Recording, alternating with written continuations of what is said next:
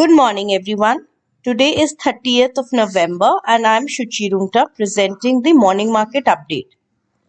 The Nifty gained 55 points over the day to close at 18,618, closing above the live highs. The FMCG sector was the top gainer.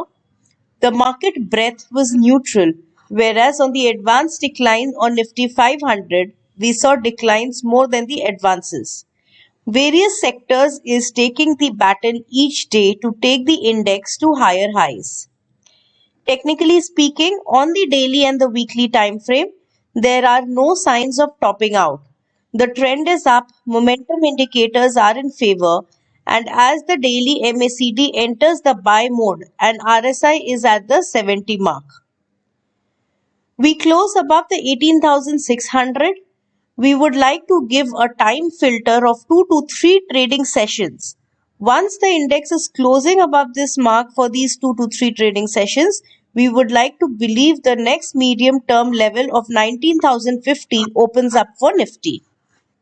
However, on the short term 75 minutes chart, we have seen formation of two doji and a break below the low of doji candles in the second half of the trading session yesterday. 18,400 and 18,100 are now the major support levels to work with. On the option chain, 18,600 and 18,500 strikes have seen significant put writing. FIIs were buyers of 1,241 crores in the cash market. Global markets were flat yesterday and India VIX continues below the 14 levels. SGX Nifty trades flat currently. On the event side, India is to announce its GDP growth rate numbers today. Levels for the day, Nifty support will be seen at 18,500 and 18,400.